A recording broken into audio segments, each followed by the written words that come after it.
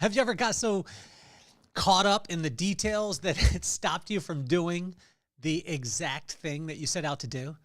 Have you ever had a great idea? You were so focused to be able to get it done. You were so excited.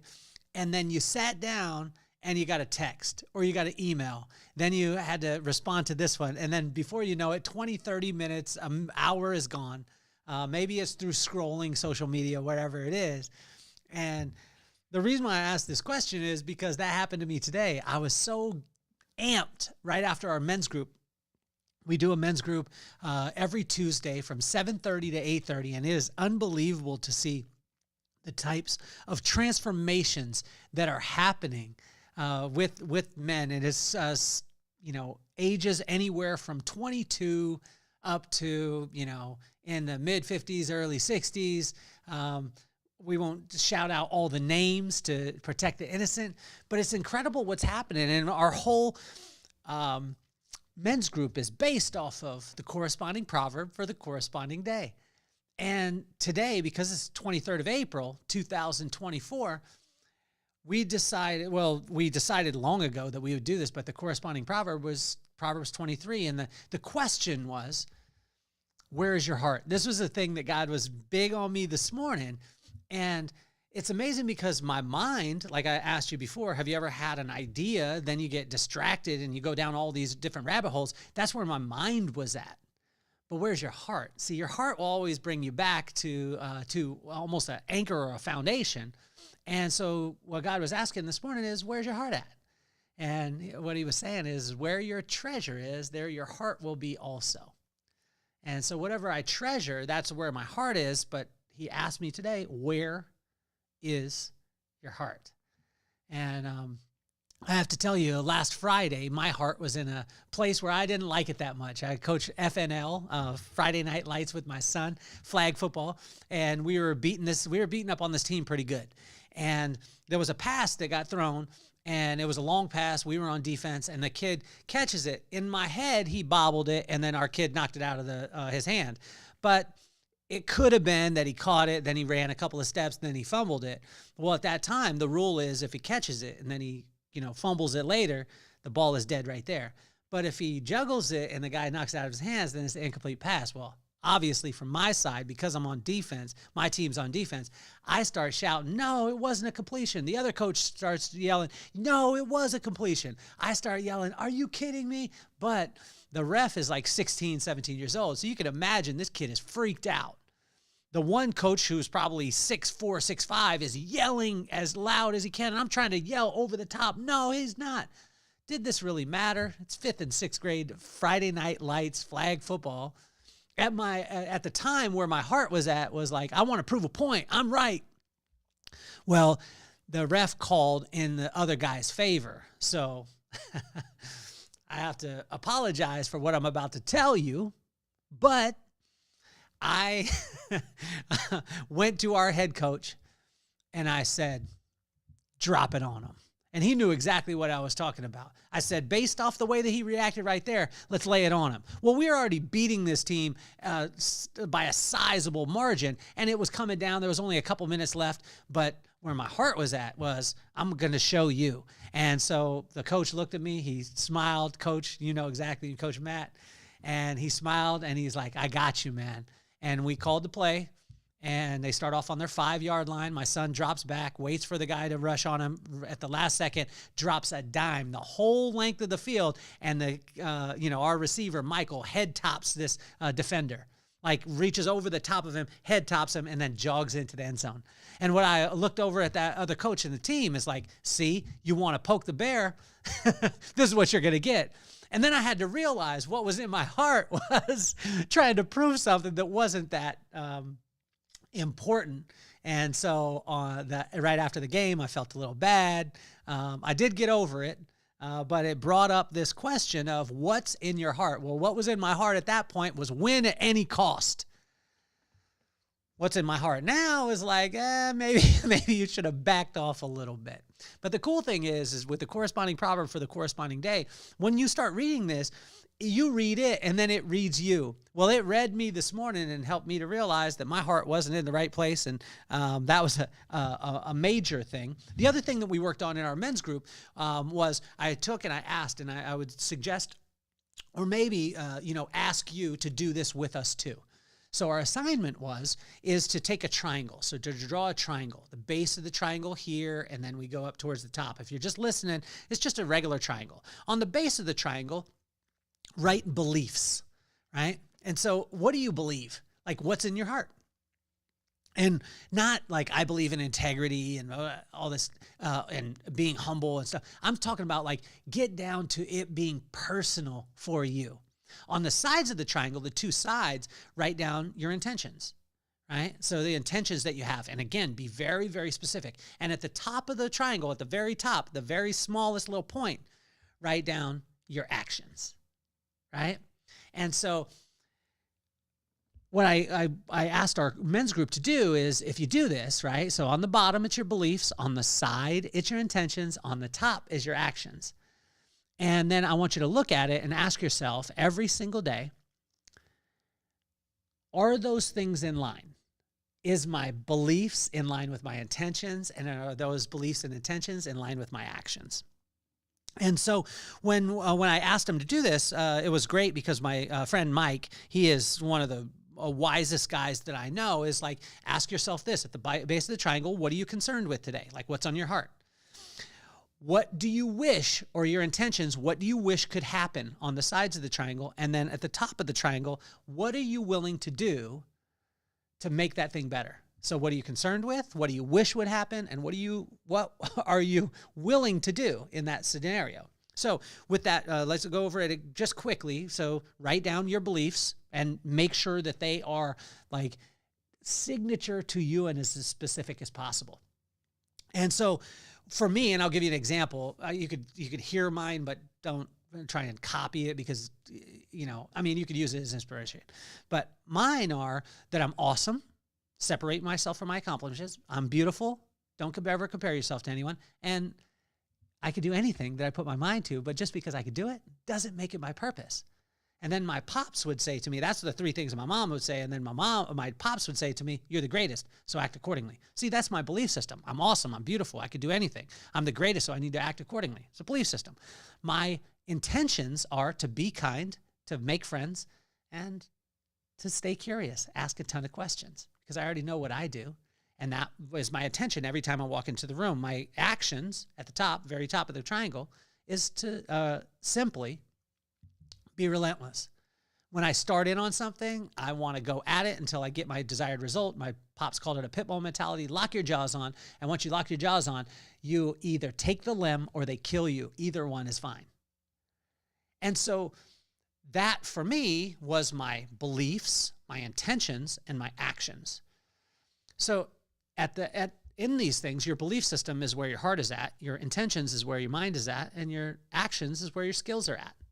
And it's amazing when you align those things, what happens is people tend to not have a challenge with you and they want to invite you in because you're congruent with what it is that you're talking about. And I tell you, when you align these things, your heart, your mind, and your actions, or your heart set, your mindset, and your skill set, and you align them, you create a vibe that is irresistible and people feel great around you. Because remember, the vibe is not the energy that you bring into the room.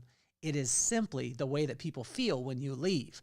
And the most consistent way, what I find, to be able to have people feel amazing in your presence is to know what you believe, your heart set. You know it. To take your mindset, which is your intentions, and be in line with that heart set. And then simply take your skill set and put it in line with all of those, that becomes irresistible. So that's what we were talking about. And what I would suggest is, if you get the opportunity this week, draw out a triangle, write your beliefs on the bottom, write your intentions on the sides, and write your skills on the top, or your actions on the top. And then just ask yourself every single day, like, what am I concerned with on the bottom? What do I wish would happen? Intentions. And what am I willing to do? My actions. When this happens, it's unbelievable. Now, it's work every single day. It's not like set it and forget it, but it's incredible that way. So Here we go on our Proverbs 23. So the whole thing was, where's my heart at? Because again, the heart is the base of the triangle. The base of that, everything stems from your heart. And if God can have your heart, guess what starts to happen? He has everything, because when you see something, you hear it, or you become aware of through your senses, it gets into your heart. So once it gets into your heart, your mouth, your words are an overflow of your heart. So whatever is in your heart will come out your mouth at some point. So we just got to be careful and protective of what we see, what we hear, and we become aware of through the senses, right? And again, for those of you tuning in for the first time, we go through this corresponding proverb, corresponding day, but this is not from a place of me saying, you need to do this. It's saying that I mess up a ton. Like I've said on my FNL, my heart was not in the right place at all. My heart was win at all costs and show these people. Now, we did win. We won by a sizable amount, and I got to high-five the kids, and Michael got to head-top some people. My son got to throw some touchdowns.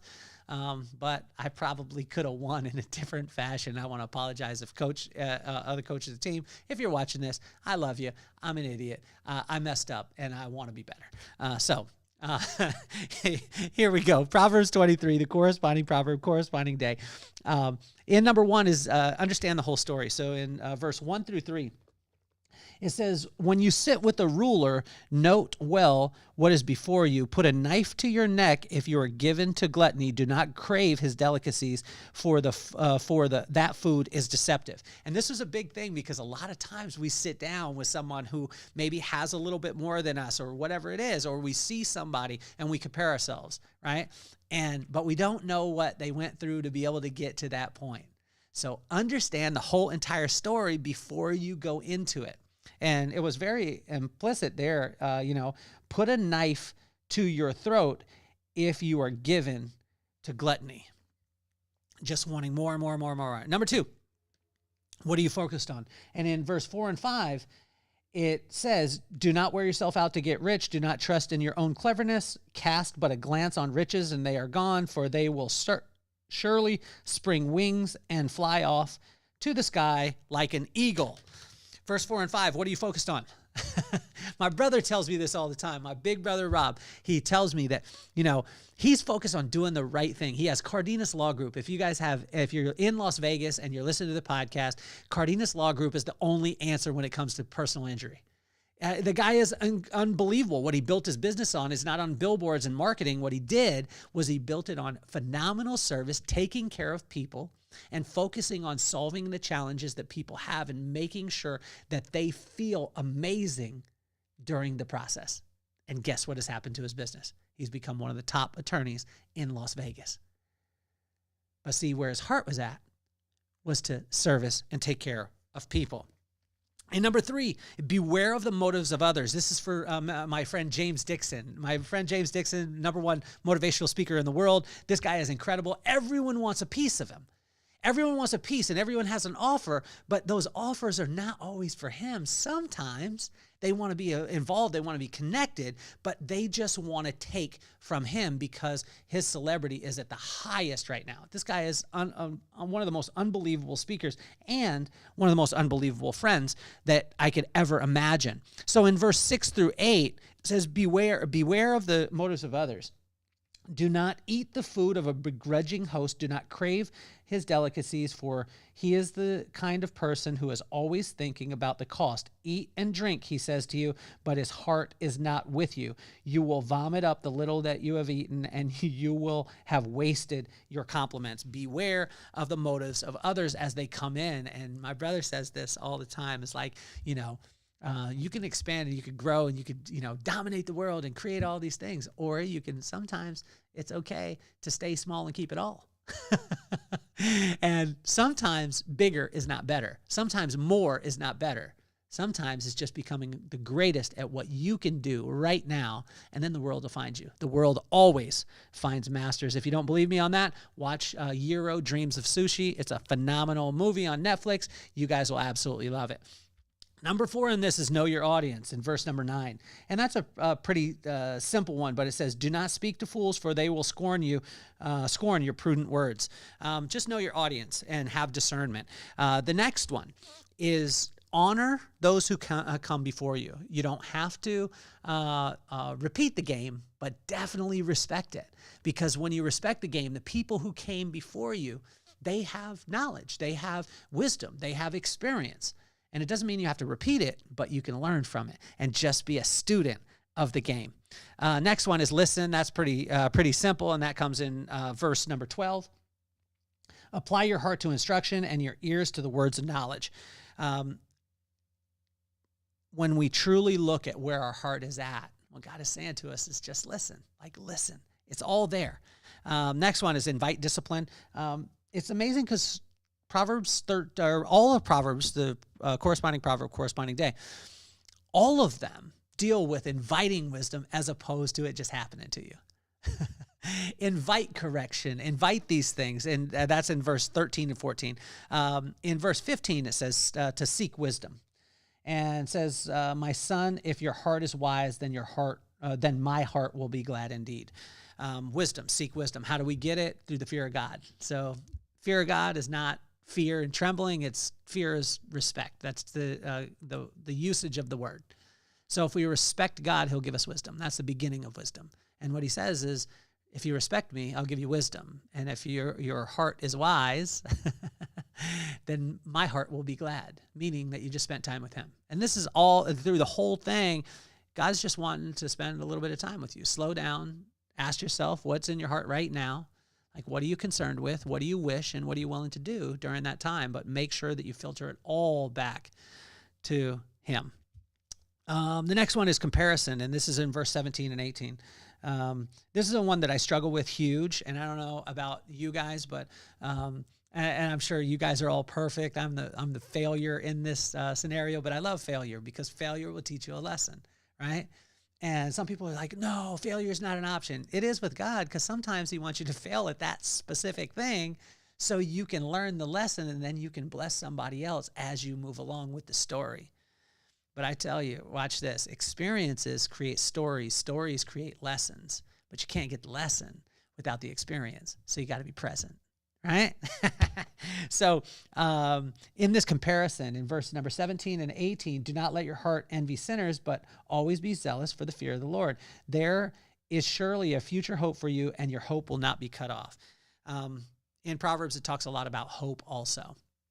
And for those of you, again, just tuning in to any of these episodes, we do the corresponding proverb, corresponding day. There's 31 proverbs in a month. There's 31 days in a month. If you do the corresponding proverb, corresponding day, it's amazing. You read it, and then it reads you.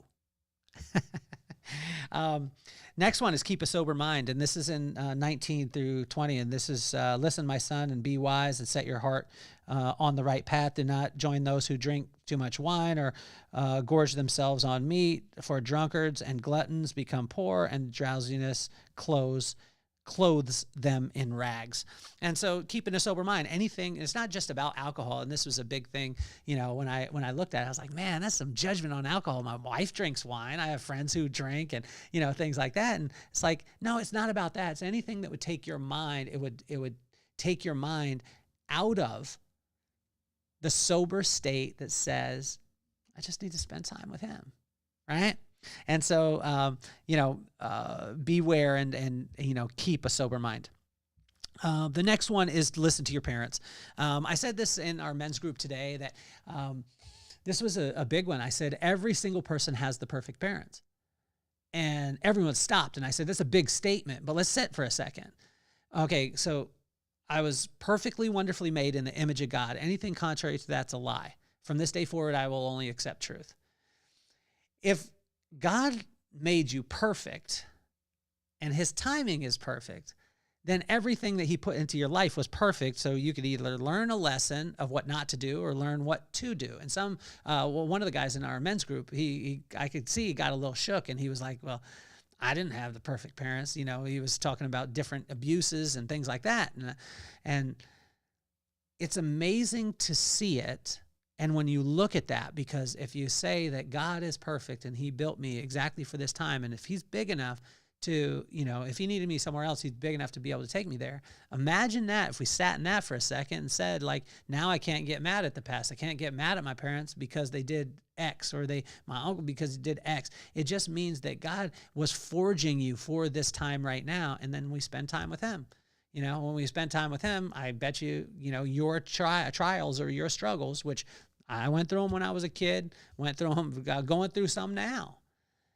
But it's amazing because that will become a story for somebody else. If you're experiencing it, it becomes a story. That story becomes a lesson, but you can't get the lesson without the experience. And so that's how we form joy in our life, not from circumstances being amazing, but from falling in love with our current circumstances and allowing that magic to happen. And that's a big statement. Sit in it for a second. I know you want to argue, or I have a lot of friends who are like, no, you don't understand. Everybody has the perfect parents, and God provided them either to show you exactly what to do or what not to do. Think on it for a second. Next one, as we finish up, is give God your heart. And this is in verse 26 through 28. My son, give me your heart and let your eyes delight in my ways. For an adulterous woman is a deep pit, and a wayward wife is a narrow well. Like a bandit, she lies in wait and multiplies the unfaithful among men. It's not just talking about a physical woman. What it's talking about is anything that would get your eyes off of your relationship with him. But he says it right there in verse 26, son, give me your heart and let your eyes delight in my ways. Give God your heart. Today, when he was asking, like, where's your heart at? And see, this is the last one. And I experienced a lot of these in my life, because there was, we had drug abuse, physical abuse, alcohol abuse in our family. And I'm not smiling because I'm happy about that. I'm just saying that it's the reality. And in this last one, it says, woe, sorrow, strife, complaints, needless bruises, bloodshot eyes. And I was like, whoa, I mean, I've experienced all of those. I've seen them happen. And then it follows up with those who linger over wine, who go and sample mixed wine. Because it asked, who has those? Who has woe? Who has sorrow? Who has strife? Who has complaints? Who has needless bruises? Who has bloodshot eyes? And then he followed it up with those who linger over wine, who go to sample bowls of mixed wine. Do not gaze at the wine when it is red, when it sparkles in the cup, when it goes down smoothly. In the end, it bites like a snake and poisons like a viper. Your eyes will see strange sights. Your mind will be imagine confusing things. You will be like one sleeping on the high seas, lying on top of the rigging. They hit me, you will say, but I am not hurt. They beat me, but I do not feel it. When will I wake up so I can have another drink? God was asking, like, where's your heart? And where he wants your heart to be is just with him, to be able to spend some time. And if you're going through challenges today, throw up, when I said throw up, like, throw a comment on the podcast. Subscribe to it on YouTube, on Spotify, on Apple, but hit us with a comment. Hit us with a comment for a prayer request or whatever it is, and we'll pray you up. Our men's group, which is 7:30 to 8:30 every Tuesday morning in Carlsbad, California, and everyone is invited. It's amazing what happens, and it's amazing when we take every single thing that we have and we start to say, okay, what's at the core? Well, it's our heart, right? And so we start to ask, where is our heart at? Where is it at right now? What are we concerned with? What is heavy on your heart right now? And then to ask yourself, what do you wish that would happen? What's in your mind? Like, what do you wish that would happen in this situation? And then ask yourself, what am I willing to do? Well, once we align those things, what God says is then filter every single thing. Filter your belief systems through me, through my word. Filter your intentions or your mindset through me, through my word. Filter your actions or your skill set through me, through the word. And what will start to happen is you'll read the word, then the word will start reading you. And big shout out to the opposition coach last week. I apologize. I love you. I can't promise that I'll never do it again, because most likely my heart, when I'm coaching out there, I want to win. And but I believe that I learned a lesson in that, hopefully. And I can't tell you that I won't repeat it though. So hopefully you have a phenomenal day. Find out where your heart's at, align your mind, align your actions, and it's amazing what God can do. But make sure that you filter it all through him. This is Proverbs 23, the corresponding proverb for the corresponding day. I want to thank every one of you for tuning into The Vibe.